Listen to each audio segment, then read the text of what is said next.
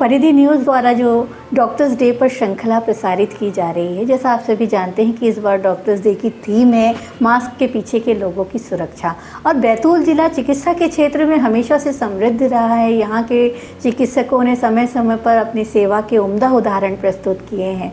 मैं अब आपके सामने जिन शख्सियत से यहाँ चर्चा कर रही हूँ वो बैतूल ज़िले के बहुत ही वयोवृद्ध और वरिष्ठ चिकित्सकों में गिने जाते हैं। इन्होंने जो है सिविल सर्जन से लेकर जॉइंट डायरेक्टर तक की सेवाएं दी है और बैतूल को ही सेवा के लिए चुना है। तो आइए हम मिलते हैं लश्करे हॉस्पिटल के संचालक डॉक्टर धर्मचंद लश्करे जी से। सर, आपका बहुत बहुत स्वागत है। आपकी पारिवारिक पृष्ठभूमि से बात हम शुरू करेंगे। मेरे पिता जी एक बड़े व्यापारी थे जी। कपास का धंधा करते थे। उन दिनों अफीम का धंधा चालू था जी। गवर्नमेंट के बंधन नहीं थे। कब की बात है ये? ये बात है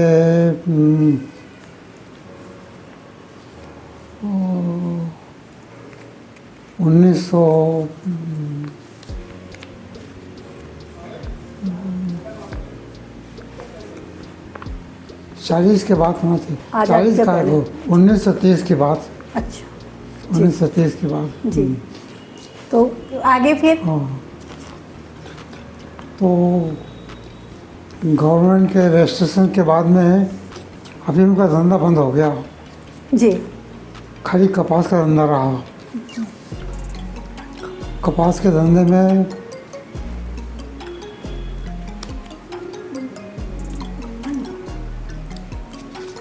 उन दिनों बीमारी हुआ करता था, तो कपास के धंधे में कपास के ढेरों में आग लग गई। ओह जी। और अफीम का धंधा बंद हो गया। अफीम का धंधा बंद होना और कपास का धंधा आग के कारण से वो भी दोनों बंद खत्म हो गए जी। इन दोनों चीज़ों ने उनको एक मानसिक कष्ट दिया। जी मानसिक कष्ट से जी वो उभर नहीं पाया। जी। फिर कैसे आगे बढ़े? और बीमारियों ने घेर लिया, उसमें मृत्यु हो गई। इसके पहले जब उनके धंधे चालू थे तो उन्होंने अपने बड़े भाई के बच्चे और हमारे लोगों का इतने भयंकर खर्च करके विवाह किए कि हम लोग छोटे से गांव में रहते थे जी। धार स्टेट के धामनोद के पास में गांव में, बिखनौद गांव में। उस गांव में न सड़क थी, न बिजली थी, और न पानी था जी। और उस गांव में जो उनका व्यापार का प्रभाव था जी। तो खंडवा के जो लखपति करोड़पति लोग थे उनके सब लड़कियां हमारे भाइयों से ब्याही गई। अच्छा हाँ जी। ये पिताजी आपके रहने वाले कहाँ के थे?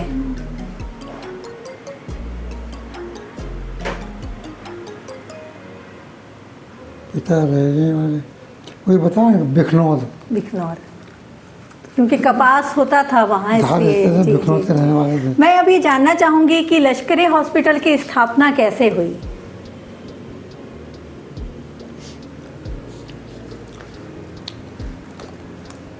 मेरा जीवन बहुत लंबा रहा। खंडवा में मैंने हाई स्कूल परीक्षा पास की। जी मेरे भाई का व्यापार सराफे दुकान थी, तो मुझे सराफे दुकान में बिठाना चाहते थे। अच्छा और हाई स्कूल परीक्षा में मुझे खरगोन और बुरहानपुर डिस्ट्रिक्ट में प्रथम पुरस्कार मिला। अच्छा जी। तो उससे हमारी भाभी बोले कि दुकान के लायक लड़का नहीं है, इसको पढ़ने भेजो। अच्छा तो मैंने पढ़ाई चालू करी। पढ़ाई चालू करके मैंने MBBS किया। MBBS के बाद में MS करने में जो बड़े लोगों के लड़के थे जी। जिनके पिता उस समय पोस्ट थे, वो लोग पास हो जाते थे। हमारे पिता कुछ नहीं थे, तो हम लोग उसमें सफल ना होने में दिक्कत आ जी गई। तो सफल होने में दिक्कत आई तो मैंने देहात की नौकरी चुनी। अच्छा। दमोह डिस्ट्रिक्ट में गया मैं, जवेरा में मैंने काम संभाला।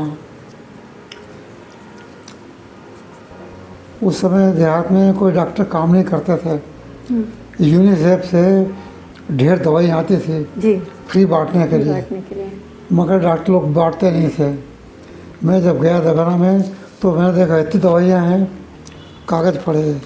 उन्होंने कहा इस दवाई को आप बांटो और ख़त्म हो जाए उसके बाद स्विच करो, हम आपको दूसरा भेज देंगे। तो मैंने दवाइयाँ फ्री बांटना चालू की। तो दवाइयाँ थी एक महीने में ख़त्म हो गई, 8 दिन दोबारा आ गई। तो इस प्रकार से मैंने 2 साल में 6 बार दवाइयाँ मंगाई। अच्छा। तो वो दवाइयाँ बांटने से प्रचार एक लोगों को लाभ हुआ और मुझे संतोष हुआ कि काम करता। उस बीच में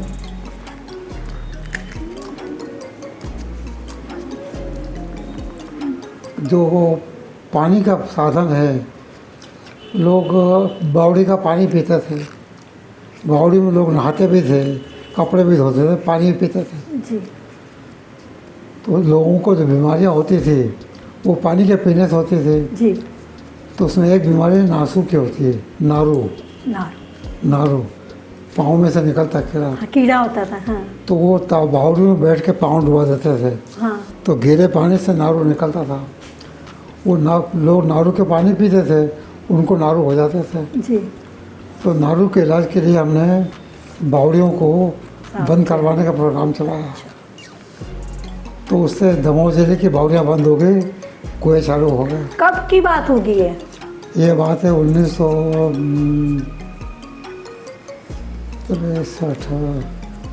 63-64 की। अच्छा। 1963-64 की बात है। तो 1963 से 65 तक 2 साल में 2 साल रहा मैं दमोह में। उस बीच में कॉलरा में हैजा हुआ। अच्छा। तो एक हमारे डॉक्टर थे वहाँ पदस्थ थे, उनकी नई नई शादी हुई थी, वो मेरे से सीनियर थे। जी। और जहाँ हैजे में 2-3 आदमी मरे वो मैदान छोड़ के भाग गए। अच्छा। तो जो सिविल सर्जन थे उन्होंने मेरे को बुलाया कि आपको जाना पड़ेगा। मैंने कहा मैं जा सकता हूँ। मैंने इंदौर से बैतूल आने के पहले हैजे के, माता के, चेचक के टीके लगा रखे थे। अच्छा। गांव में जाना था इसलिए। हाँ हाँ। तो मुझे डर नहीं था कि हैदरा से होगा। मरेंगे। ओके। तो मैं गया। हैजे में एक दिन में 15-20 मौतें होती थी और एक इलाज था कि यदि आप उनको सलाइन की बोतल 5 मिनट में दे सकते हो, जी। यहाँ देने में 5 घंटे लगते हैं। हाँ। यदि 5 मिनट में दे सकते हो तो उनको पानी की कमी पूरी हो जाती और बच जाएंगे। अब इतनी सलाइन की बोतलें कहाँ मिलेंगी? तो सलाइन की बोतल के लिए नमक की गोलियाँ आती थी। तो कढ़ाई में उबालता पानी डालो, उबलते पानी के अंदर एक ट्रस्ट उसके डाल दो और वो बोतल चला दो, ख़त्म हुआ दूसरी बोतल लगा दो। अच्छा। तो एक के बाद एक 2 मिनट में, 3 मिनट में, 4 मिनट में बोतल लगाते जाओ। जी। तो जिस आदमी को 3-4 बोतल लग गई तब तक वो 10 बंद हो जाते हैं। हाँ हाँ। 10 बंद हुए, बोतल लग गई तो बच जाता था। जी। जिसको समय नहीं मिला वो मर जाता था। जी। अब ये काम 4 दिन तक चला। उस बीच में हमारे खाने पीने का प्रबंध, तो इधर बोतल चलती थी, उधर कढ़ाई के अंदर पूड़ियाँ उबलती थी। जी। तो सब्जी पूड़ी खाते रहते थे, बोतल लगते थे। बताइए। जी। तो यही मैं कह रही थी कि लश्करी हॉस्पिटल कैसे आया अस्तित्व में? आपने हॉस्पिटल कैसे बनाया? ये लश्करी हॉस्पिटल की स्थापना कैसे हुई? ये जवेरा के बाद में मैं अमेरिका जाने वाला था। अच्छा। तो वहाँ जाने के लिए कुछ किराए का प्रबंध नहीं हो पाया। इस बीच में चाइना वार छिड़ गया। अच्छा। 1965। हाँ। ये 1961 के बाद, 62 की बात है। हाँ। तो जवाहरलाल नेहरू का रेडियो पे भाषण आया अच्छा। कि हमारे देश में लोग सेना में डॉक्टरों की कमी से मर रहे हैं और हमारे डॉक्टर फॉरेन जा रहे हैं। अच्छा। तो मैंने कहा कहीं अमेरिका नहीं कैसे? जाऊँगा, फॉरेन चला गया। अच्छा। हाँ, हाँ। तो फॉरेन गया तो मैं अमेरिका आर्मी में 4 साल रहा। 4 साल के बीच में बहुत कुछ देखा वहाँ पर। आदमी कैसे जीते हैं, कैसे रंग रहते हैं, हमेशा हवाई जहाज के हमले का डर रहता है। डर था चाइना का। चाइना ऊंचे से, हम नीचे रोक पे हैं तो ऊपर से नीचे आ जाते थे। तो उनके डर के मारे क्या करना, ज़मीन में रहेंगे तो हवाई जहाज से देख के मार देते थे। जी। तो ज़मीन के नीचे 12-12 फुट के गड्ढे खोद के रखते थे। जी। पूरी फौज गड्ढों के ऊपर कवर कर टीन दे। बिछा दिए, टीन के ऊपर ये झाड़ वाड़ काट के रख दिए कि वो देखते थे तो लगता था कि यहाँ कोई नहीं है और हम रहते थे। अच्छा। तो 4 साल बिताए हैं। वहीं पे गड्ढे खोल के ऑपरेशन थिएटर बनाया। अच्छा। वहीं मरीजों का ऑपरेशन थिएटर में इलाज करते थे। जी। ज़्यादा मरीज हो जाए, ऑपरेशन नहीं करे तो हेलीकॉप्टर बुला के भेज देते थे। खाने के साधन कुछ नहीं थे, वहाँ कुछ पैदा नहीं होता था। तो जब मौसम साफ रहता था तो हवाई जहाज से खाना डालते थे। तो ये खाना जब मौसम साफ रहा तो हर महीने में 2-3 बार खाना आता था। वो खाने को एयर ड्रॉप करते थे, उसको उठा के साथ में रखते थे और खाना खाते थे। कई बार 2-3 दिन तक, 8-8 दिन तक ड्रॉप नहीं होता था। जी। जी। तो वही खाते थे। टिन फूड डब्बा बंद सामग्री आती थी, जी। उसको खा के टाइम निकालते थे।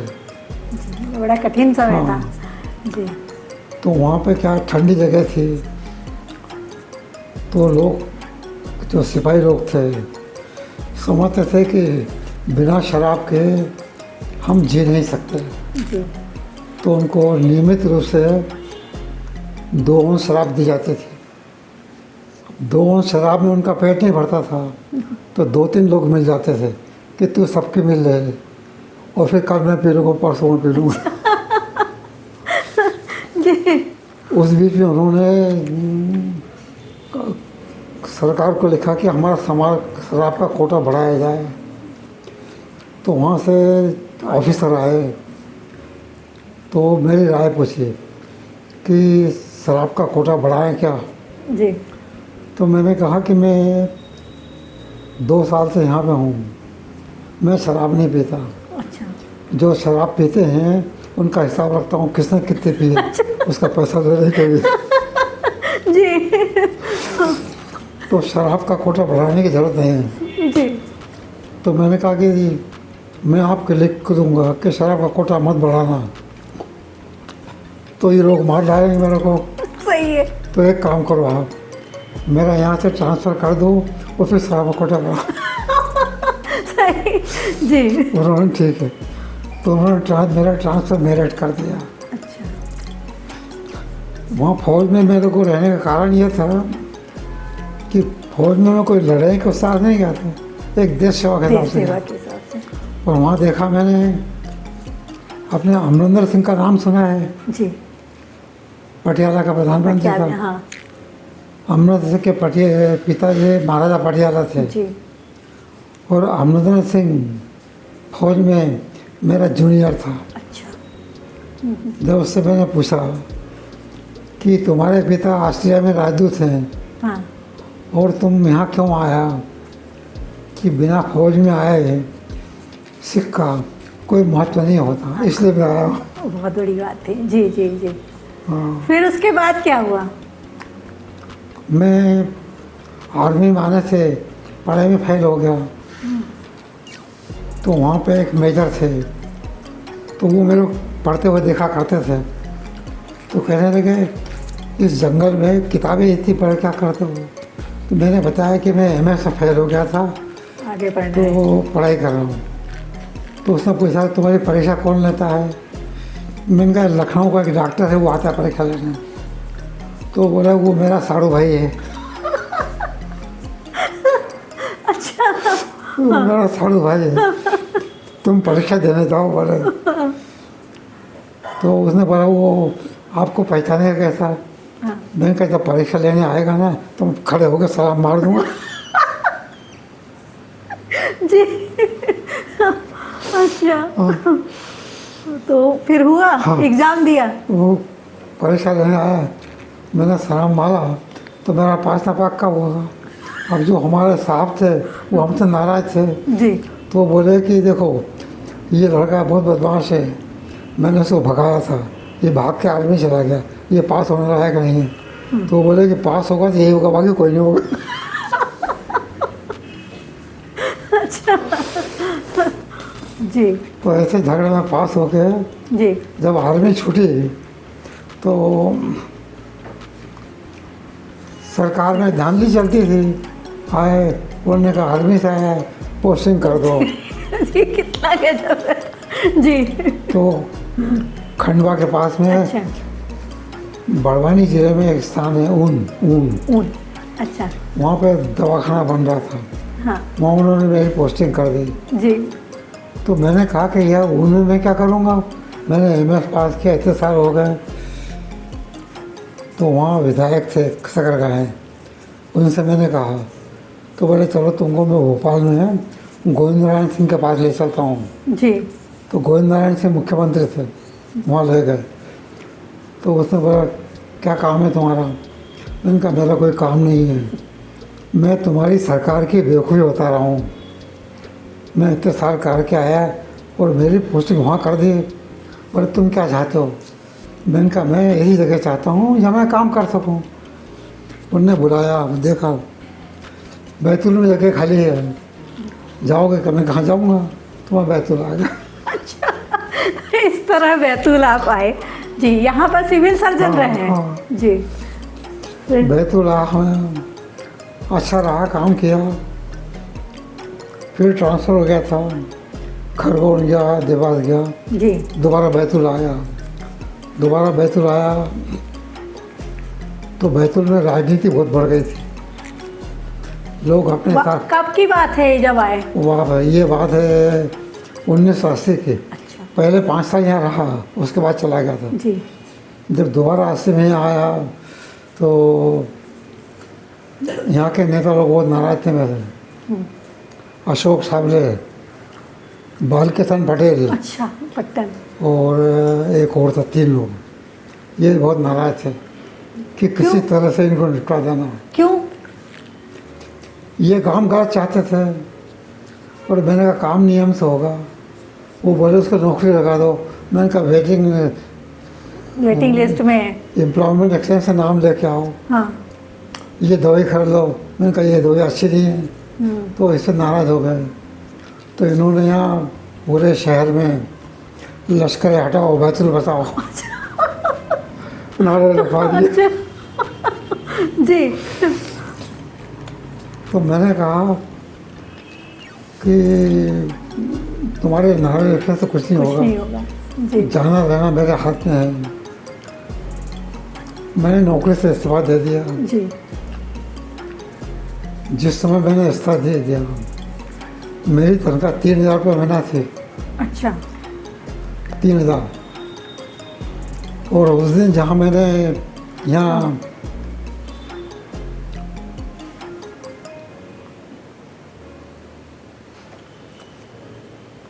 उस समय पोस्ट क्या थी?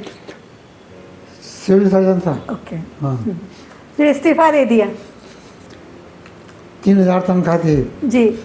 तो मेरे भाई लोग बोले इतना बड़ा पद छोड़ के कहाँ जा रहा तू? हाँ। मैंने कहा पद की ज़रूरत नहीं है, हाँ ज़रूरत काम की होती है। पद से वो लोग कमाते हैं जिनको घूस खाना हो, हाँ। मुझे काम से कमाना है। तो मेरी 3000 रुपये मैंने तनख्वाह थी। और जिस दिन मैंने यहाँ नौकरी छोड़ी, यहाँ दवाखाना बैठा, अच्छा। तो 300 रुपये रोज मेरी प्रैक्टिस थी। बताइए। 3000 वैसे ही हो जा रहे थे, मतलब 3। जी। तो मैंने प्रैक्टिस करी, अच्छा पैसा मिला। तो यहाँ खंडेलवाल, VK खंडेलवाल, हेमंत के पिताजी। विजय कुमार जी। हाँ। हाँ, ये मेरे दोस्त बन गए थे। अच्छा। दोस्त कैसे बने कि ये बाहर पढ़ाई कर रहे थे, इनके पिता बीमार हुए, कोई इलाज करने वाला नहीं था, तो डॉक्टर सिन्हा ने कहा कि मेरे से इनका इलाज नहीं होता, तो मैं उनको इलाज कराने के लिए भोपाल ले गया। बहुत अच्छा वकील थे वो, बहुत लापरवाह थे। वहाँ गया तो उनको पीलिया बीमारी थी, तो मैंने डॉक्टर से कहा कि इनको पीलिया बीमारी है, इनका बचना मुश्किल है। तो डॉक्टर बोले तुम देहात के डॉक्टर हो, तुम क्या जानते हो बिला का इलाज, 8 दिन में इनको ठीक करके भेज दूंगा। मैंने कहा 100 रुपये की शर्त है, अच्छा। ये जिंदा आएंगे तो मैं तुमको 100 रुपये दूंगा, और मर गए तो तुम 100 रुपये मेरे को भेजना। 3 दिन में मर गए वो। अच्छा। तो उनके पिता की मौत और मैंने उनके साथ जाना। विजय कुमार खंडेलवाल को लगा कि मैं था नहीं और मेरे बिना होते हुए इतना काम कर दिया नहीं, वो मेरे दोस्त बन गए। उन्होंने कहा कि सब काम छोड़ो, तुम बैतूल में रह जाओ, तो बैतूल में रह गया। ये पीछे मकान है उनके दोस्त का था। अच्छा। यहाँ एक भार्गव मेडिकल स्टोर है, हाँ उसका भाई लखनऊ में रहता था, जी। उसका था मकान यहाँ। तो वो कहे कि इस मकान से कोई कमाई नहीं है, मेरे को कागज़ की फैक्ट्री खोलना है, तो पैसा चाहिए। तो ये खंडेलवाल मुन्नी भैया का दोस्त था, तो मुन्नी भैया ने कहा कि उसको बहुत तकलीफ है, पैसा दे दो। तो 1,50,000 रुपये मकान दे दिया। 1 लाख? 1,50,000। अच्छा।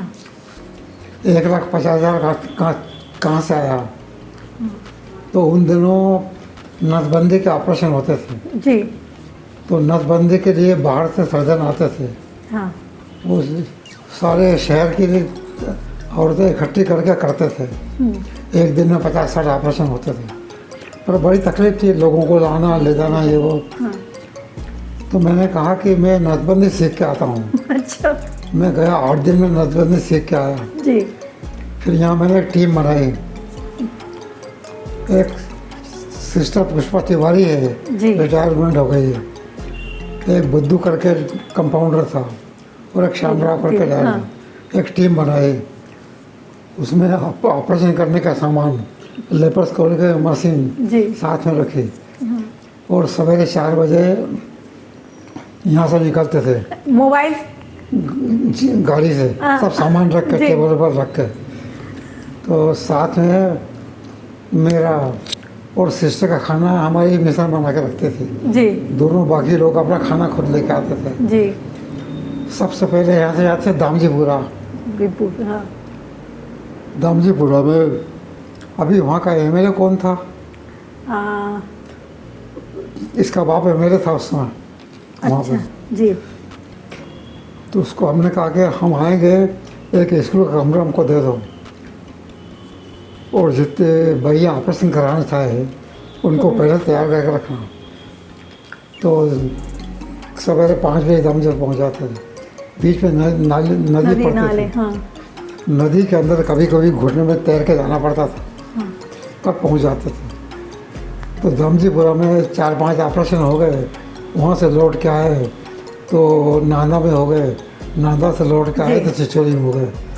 तो सवेरे 4 बजे निकलते थे, 2 बजे तक बैतूल आ जाते थे। तो दिन भर में 4 जगह मिला के 5-10 ऑपरेशन कर लेते थे।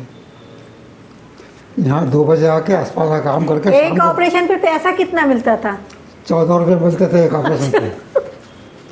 तो 14 रुपये में से बढ़ती थी टीम में 4 लोगों में? 14 मेरे को मिलते थे, जी। सिस्टर को अलग मिलते थे, अच्छा। ड्राइवर को अलग मिलते थे, क्लर्क को अलग मिलते थे। हाँ, हाँ।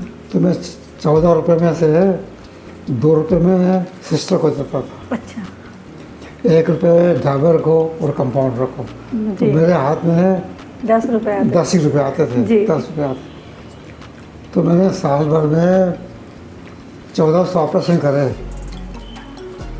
तो मेरे को 1,40,000 रुपये मिले। 1,40,000 में बिल्डिंग खरीदा। परिधि न्यूज़ द्वारा जो श्रृंखला हम चला रहे हैं डॉक्टर्स डे पर, हम मिलने जा रहे हैं अब ऐसी शख्सियत से जिन्होंने बैतूल ज़िले में हार्ट पेशेंट्स के लिए बहुत काम किया है। जी हाँ, मैं बात कर रही हूँ लश्करे हॉस्पिटल के संचालक डॉक्टर मनीष लश्करे जी की। सर, स्वागत है आपका परिधि न्यूज़ की इस श्रृंखला में। धन्यवाद जी। हम जानना चाहेंगे सबसे पहले कि किस तरह से लश्करे हॉस्पिटल बैतूल में अस्तित्व में आया। देखिए, लश्करे हॉस्पिटल का इतिहास बहुत पुराना है। जैसे आप सभी जानते हैं कि मेरे पिताजी डॉक्टर डीसी लश्करे सन 1968 से बैतूल में अपनी सेवाएं दे रहे हैं जी। पहले यहाँ पर वो असिस्टेंट सर्जन के रूप में पदस्थ थे डिस्ट्रिक्ट हॉस्पिटल में, डिस्ट्रिक्ट हॉस्पिटल जिला चिकित्सालय बैतूल में। जी जी। और सन 1972 तक उन्होंने अपनी यहाँ पर सेवाएं दी। उसके बाद फिर ट्रांसफर होकर विभिन्न स्थानों पर जाते रहे और 1980 में वापस पुनः सिविल सर्जन और मुख्य चिकित्सा एवं स्वास्थ्य अधिकारी बनकर वो बैतूल में पुनः आए थे। जी जी। और उन्होंने यहाँ पर अपनी सेवाएं जिला अस्पताल में दी और उसके बाद उन्होंने वॉलंटरी रिटायरमेंट लिया। जब वो joint director Bhopal health services में प्रमोट हुए थे तो उन्होंने वहाँ न जाते हुए जिले में ही सेवाएं देना चुना, सेवानिवृत्ति ली स्वैच्छिक। और फिर उन्होंने लश्करी हॉस्पिटल की स्थापना करी। जी। इसका निर्माण शुरू हुआ था 1988-89 से और 1990 से अस्तित्व में आया। तो 1990 से ये लश्करी चिकित्सालय बैतूल में केंद्रित और कार्यरत है। और शुरू में इसमें सर्जिकल विभाग की सेवाएं दी जाती थी जो कि मेरे पिताजी डॉक्टर डीसी लश्करे देते थे। मैंने 1997 से लश्करी हॉस्पिटल ज्वाइन किया अपना MD मेडिसिन पूरा करने के उपरांत जी। और मैं 1997 20 जून से लगातार यहाँ पर कार्यरत हूँ और जिले में अपनी सेवाएं दे रहा हूँ। तो क्या क्या फैसिलिटीज़ हैं हॉस्पिटल में? हम यदि बात 1990 की करें और वर्तमान परिस्थितियों की बात करें तो क्या क्या सुविधाएं हैं? जब मैंने 1997 में ये हॉस्पिटल शुरू किया था तो बैतूल में कोई भी मेडिकल नर्सिंग होम नहीं हुआ करता था जी। यहाँ पर सिर्फ जिला चिकित्सालय के लिए ही लोग मरीज निर्भर रहते थे अपने स्वास्थ्य इलाज के लिए जी। और यूँ कहें तो प्राइवेट क्षेत्र में, निजी क्षेत्र में यह पहला चिकित्सा संस्थान था जहाँ पर एक मेडिकल नर्सिंग होम की स्थापना की गई। और पहला ICCU, पहला इंटेंसिव कार्डियक केयर यूनिट 1997 में मैंने यहाँ पर स्थापित किया था। और तब से ही यह cardiac care hospital plus general medicine hospital के रूप में मैं यहाँ पर कार्य कर रहा हूँ। जी बिल्कुल सही बात है। बैतूल ज़िले में हार्ट से संबंधित कोई भी मतलब परेशानी होती है मरीजों को तो नाम लश्करे हॉस्पिटल का ही जुबान पर होता है जी। इसके अतिरिक्त हृदय रोग के अंदर जो कई डायग्नोस्टिक सर्विसेज होती हैं, निदान संबंधित सेवाएं होती हैं, वो भी बैतूल में प्रथम मैंने ही यहाँ पर शुरू की थी जी। जैसे कि ECG तो कॉमनली होते ही सब जगह, इसके अलावा ट्रेडमिल टेस्ट TMT से बोलते हैं, इसके बाद इकोकार्डियोग्राफी और कलर डॉपलर, इसकी स्थापना भी करीब करीब आज 15 से 16 साल पूर्व मैंने यहाँ पर की थी और आज भी वह सुचारू रूप से यह सर्विसेज जारी है। सर, क्या वजह है कि अब जो है कम उम्र के लोगों में भी हम अटैक जैसे कार्डियक अटैक जैसी परिस्थितियां देख रहे हैं? देखिए, ये तो बीमारी कई सालों से, कई ज़माने से होती रही है। अब पता ज़्यादा लग गया है और आपका कहना सही है कि अभी यंग लोगों के अंदर, कम उम्र के लोगों के अंदर हृदयघात की, हार्ट अटैक की, सडन कार्डियक डेथ की समस्याएं बढ़ रही हैं। इसका कहीं ना कहीं एक बहुत बड़ा कारण जेनेटिक के अतिरिक्त लाइफस्टाइल से संबंधित भी होता ही है। आजकल लोगों की लाइफस्टाइल बहुत ही बिगड़ रही है, ख़राब हो रही है। लोग अधिक समय तक स्थिर रहते हैं, चलना फिरना, शारीरिक श्रम करना बहुत कम हो गया है। मोबाइल और डेस्क जॉब, सिटिंग जॉब बहुत बढ़ गया है, तनाव बहुत बढ़ते आ रहे हैं। खान पान में जंक फूड का प्रयोग बढ़ते आ रहा है और लोगों का स्क्रीन टाइम बढ़ते आ रहा है। लोग शारीरिक श्रम को, मेडिटेशन को, योग को, ध्यान को, इन सब पे ध्यान बहुत कम दे रहे हैं। इसलिए कहीं ना कहीं तनाव बढ़ रहा है और तनाव के कारण से जो नेगेटिव केमिकल्स होते हैं, जो कि हार्मफुल केमिकल्स होते हैं, जैसे कि एपिनेफ्रिन और एपिनेफ्रिन, कॉर्टिसोल, ये सब बढ़ते हैं और ये कहीं ना कहीं धमनियों को संकुचित करते हैं और इसी कारण से सडनली कार्डियक इवेंट्स देखने को मिलते हैं। डॉक्टर्स की लाइफ बहुत चैलेंजिंग होते हैं, वैसे भी 24/7 जॉब है और इस फील्ड में आने का विचार कैसे बना आपका? देखिए, ये तो एक नेचुरल सा डिसीजन था जी। मेरे घर में सभी लोग, बहुत से लोग डॉक्टर हैं। आपको जानकर आश्चर्य होगा कि मेरे परिवार में करीब 25 से 26 डॉक्टर हैं। अच्छा। चूँकि पिताजी इस फील्ड में थे ही और अपने सेवाएं दे रहे थे। इसके अलावा मेरे ताऊजी, मेरी कज़न सिस्टर्स जी, मेरे जिया जी, सभी लोग इस फील्ड में ही थे। तो इसके अलावा संस्कार की तरह चला आ रहा है, मतलब ये पारिवारिक पुश्तैनी तरह का कह सकते हैं आप कार्य हुआ ये। और इसके अलावा दूसरा सोचना शायद संभव नहीं था मेरे लिए जी। और बचपन से इस फील्ड को देखा है? बचपन से इस फील्ड को देखते रहे। मैं जब MBBS कर रहा था तब भी छुट्टियों में जब आता था तो पिताजी के साथ काम किया करता था यहाँ पर हॉस्पिटल में। अच्छा जी जी। तो एक नेचुरल सा वो था, इंक्लिनेशन था और घर पे ये सब चीज़ों का माहौल देखा था, तो इसलिए चिकित्सा क्षेत्र में जाना तो एक ये समझ लीजिए कि प्राकृतिक निर्णय था, जी। नेचुरल चॉइस थी। वैसे जैसे पिता के पर चिन्हों पर बच्चा जब चलता है और सफल होता है, तो क्या किस तरह से उनका रिएक्शन था जब आपका सिलेक्शन हुआ? काफ़ी खुश थे स्वाभाविक रूप से। माताजी पिताजी को बहुत खुशी हुई थी जी। कि जिस कार्य के लिए उन्होंने सोचा था कि अपने आगे वाली पीढ़ी से आगे बढ़ाएगी, जब मेडिकल में सिलेक्शन होता है तो नेचुरली उन्हें खुशी होती है कि इस कार्य को आगे बढ़ाने के लिए कोई ना कोई इस नई पीढ़ी में भी आगे बढ़ रहा है और मैं उनका कार्य आगे संभालूंगा, ये उनकी अपेक्षा रही होगी। प्राकृतिक रूप से स्वाभाविक रूप से खुशी तो होती ही है। तो जल्द ही नया हॉस्पिटल भी आप लोकार्पित करने जा रहे हैं, शायद 6 से 7 महीने में फिर अस्तित्व में आएगी नई बिल्डिंग। क्या सुविधाएं उसमें मरीजों के लिए रहेगी? देखिए, नया हॉस्पिटल जो हम लेके आ रहे हैं ये एक मल्टी स्पेशलिटी हॉस्पिटल की तौर पर इसे लॉन्च करने की प्रयास कर रहे हैं, क्योंकि मेरी जो दोनों बेटे हैं वो भी इसी फील्ड में हैं। अच्छा। बड़ा बेटा मेरा MD मेडिसिन करके अब DM कार्डियोलॉजी कर रहा है जी। जो कि हृदय रोग की सर्वोच्च डिग्री होती है। अच्छा। और वो कर रहा है, जिसके द्वारा फिर आगे हम एंजियोग्राफी और कैथ लैब मतलब बहुत सारी जो नागपुर में या भोपाल की सुविधाएं वो तो वो हम देने का प्रयास यहाँ पर करेंगे। छोटा बेटा मेरा MD मेडिसिन कर रहा है अभी, तो आने वाली जनरेशन इसी चूँकि फील्ड में है, और जो मेरी बहू है वो गायनोकोलॉजिस्ट है, इससे वो विशेषज्ञ है। जी जी तो वो भी सब इसी फील्ड में हैं, तो उनको सबको देखते हुए एक मल्टी स्पेशलिटी हॉस्पिटल का निर्माण करना आवश्यक था, और इसी को मद्देनजर रखते हुए हम ये सब सुविधाओं के साथ में नया हॉस्पिटल आने वाले कुछ महीनों के अंदर लॉन्च करेंगे। जी।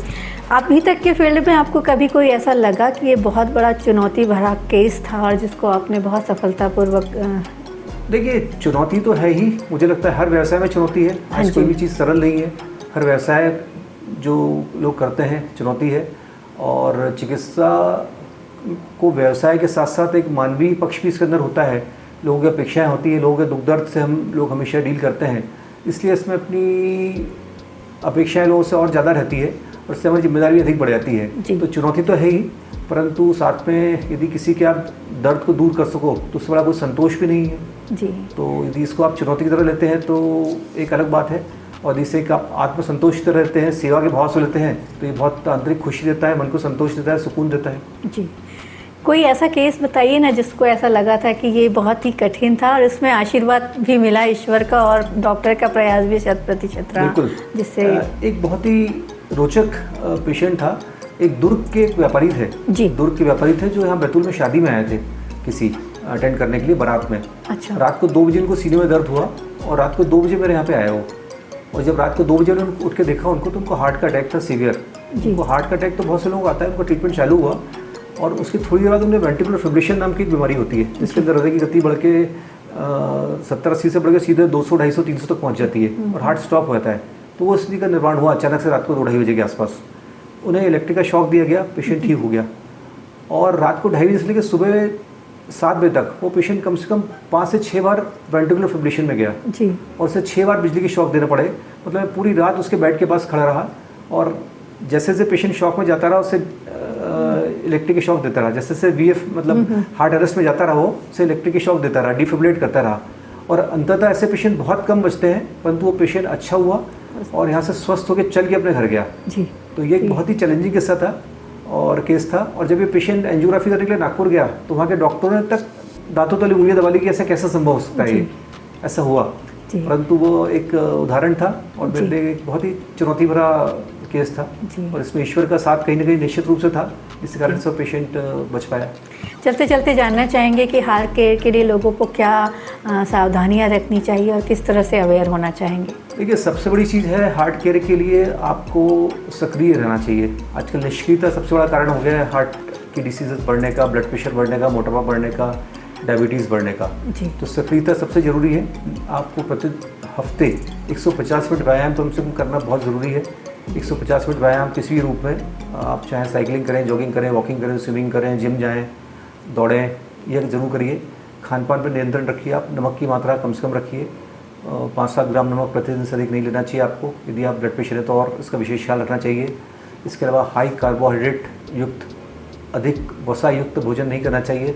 खाने में फाइबर्स की मात्रा अधिक होना चाहिए, प्रोटीन की मात्रा अधिक होना चाहिए, मिलेट्स की मात्रा अधिक होना चाहिए जी। और आपको अपने तनाव का नियंत्रण बहुत अच्छे से करना चाहिए। तनाव प्रबंधन के लिए योगा करना आवश्यक है। इसके अलावा मेडिटेशन, ध्यान प्रतिदिन 5 से 10 मिनट आप करें तो बहुत अच्छा है। और एक ईश्वरी शक्ति का हमेशा आपको भरोसा होना चाहिए, उस पर विश्वास रखना चाहिए जी। और अपने कर्म को पूरी ईमानदारी से और अनुशासन से करना चाहिए। और यदि किसी रोग से आप पीड़ित हैं तो उसके प्रति लापरवाही बिल्कुल नहीं रखना चाहिए, उसका नियमित चेकअप कराना चाहिए अपने चिकित्सक से, और जैसी दवाइयाँ वो बताते हैं उसका समय समय पर चेकअप करा के परीक्षण करके उनका डोज निर्धारित करते रहना चाहिए। तभी हम निरोगी और स्वस्थ रह सकते हैं और इन बीमारियों से निश्चित रूप से बच सकते हैं। परिवार के साथ सर किस तरह से सामंजस्य बिठाते हैं अभी? देखिए, चिकित्सा व्यवसाय है वो आजकल व्यवसाय मानते ही नहीं हम लोग, क्योंकि घर पास में ही है, इसलिए जब समय मिलता है घर चले जाते हैं। अच्छा। घर के साथ समय अपना स्पेंड कर लेते हैं जी। अभी तो हम लोग यहाँ पे अकेले रहते हैं, बच्चे कोई है नहीं यहाँ पर, सब लोग अपनी पढ़ाई में व्यस्त हैं जी। तो पिताजी के साथ और परिवार के साथ में समय निकल ही जाता है जी। और इसके अलावा जो खाली टाइम मिलता है उसमें अपने आप आउटिंग को भी समय कर दे लेते लेते हैं, हैं, जी। व्यायाम के लिए, कुछ ध्यान के लिए जी। और दोस्तों के साथ मिलने जुलने के लिए। नियमित रूप से शिक्षा क्षेत्र में आयोजित करते रहते हैं अपने बैतूल IIMA के सदस्यों के साथ, तो वहाँ पर अपने नॉलेज को अपग्रेड करने के लिए हम लोग प्रयास करते रहते हैं। तो इस तरह से एक कुल मिला के ऑलराउंड डेवलपमेंट और सब चीज़ें चलती रहती है साथ में अपने चिकित्सा के प्रोफेशन के साथ साथ। जी। तो अभी आपने मुलाकात की डॉक्टर मनीष लश्करी जी से और यकीनन आपने बहुत ही उपयोगी जानकारी उनसे जानी है। आपने सर हमसे बात की, परिधि न्यूज़ को समय दिया, आपका बहुत बहुत धन्यवाद। बहुत बहुत धन्यवाद आपका। इंटरेस्टिंग स्टोरीज हमारे सामने आ रही है डॉक्टर्स डे की श्रृंखला में और बहुत ही रोचक अनुभव है। अभी हम लश्करे परिवार में ही हैं और हम अब मिल रहे हैं इस परिवार की पुत्रवधू डॉक्टर मनीष लश्करे जी की वाइफ डॉक्टर नमिता लश्करे जी से।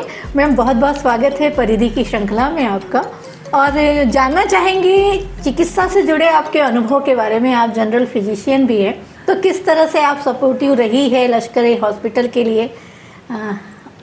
मैं 1995 में शादी होके इधर आई बैतूल जी। और उसके बाद नर्सिंग होम हमारा तैयारी था, तो मेरे फादर इन लॉ को मैंने ज्वाइन किया।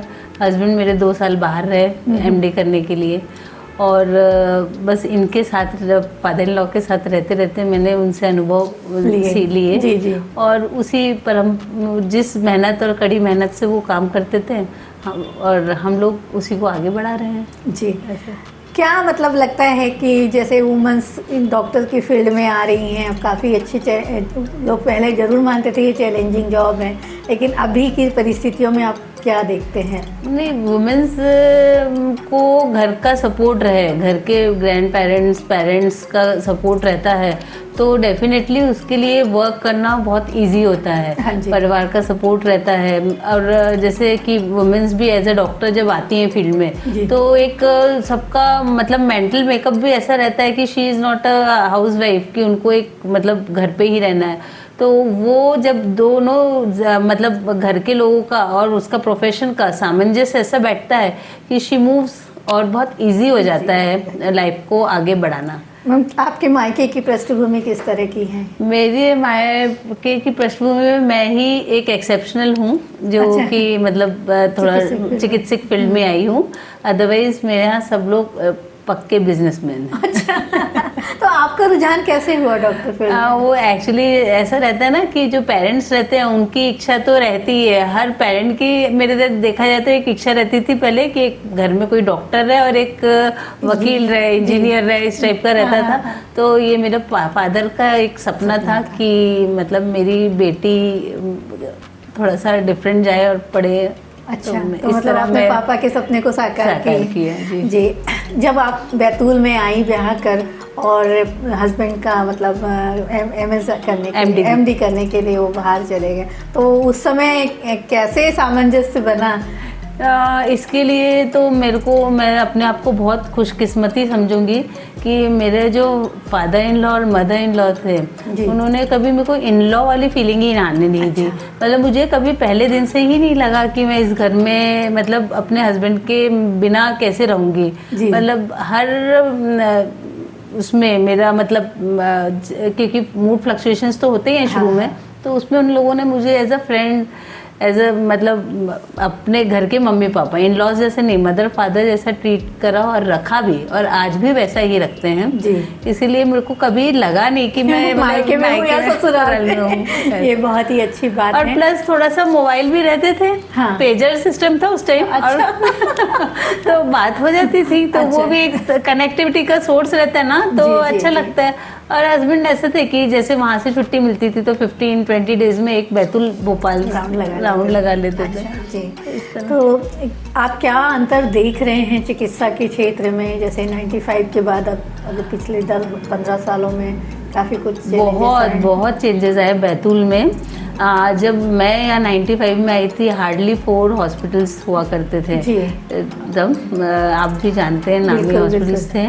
और उसके बाद अब देखा जाए तो कितना 50 मोर से देन ज़्यादा 60 हॉस्पिटल्स हैं, जी। और all are doing good work. Yeah. मतलब सब बहुत अच्छा काम कर रहे हैं। और अब आप देखेंगे, पहले हमारे बैतूल से कितने रेफरल बाहर हुआ करते थे, हर छोटी चीज़ के लिए बाहर जाना पड़ता था। सोडियम की किसी को कमी हुई तो पता चला कि रिफ़र करना पड़ रहा है। सीटी स्कैन नहीं होते थे, MRI नहीं होते थे।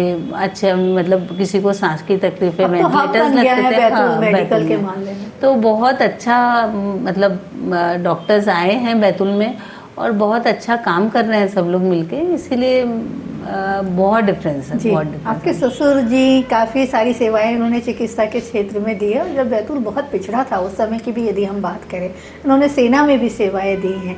तो शुरुआती दौर उनके मार्गदर्शन में ही आपका भी रहा है, तो क्या ऐसा अनुभव आप बताएंगे जो उनसे सीखा और आज तक याद है? बहुत डिसिप्लिन्ड, मतलब डिसिप्लिन तो in every aspect of life. जी। और वो ही चीज़ें, मतलब हर छोटे से छोटे लोगों का ध्यान रखना, चाहे वो इन टर्म्स ऑफ पेशेंट हो कि कोई भी हो, मतलब इन रिलेशन टू चिकित्सक, मेडिसिन से या मेडिसिन के बाहर उनका जो केयर है ना, वो सीखने लायक है।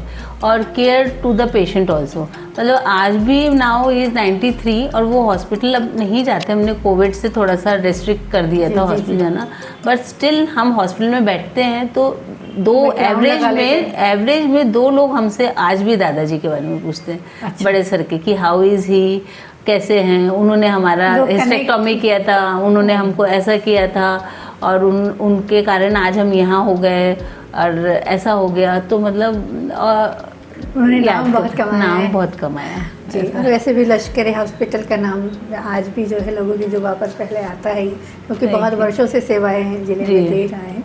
मैम, क्या मैसेज आप देना चाहेंगे? अब तो बच्चे भी आपके डॉक्टर बनकर आ रहे हैं और बन गए हैं, तो क्या मैसेज आप न्यू जनरेशन को देना चाहेंगे? बस यही कहूँगी कि अच्छी मेहनत करो, मेहनत करते हैं तो फल और सफलता सब मिलती है। और ये ही सारे जीवन का ऐसा सेवा करो, यही एक है हेल्दी लाइफ के लिए। जी, thank you so much ma'am.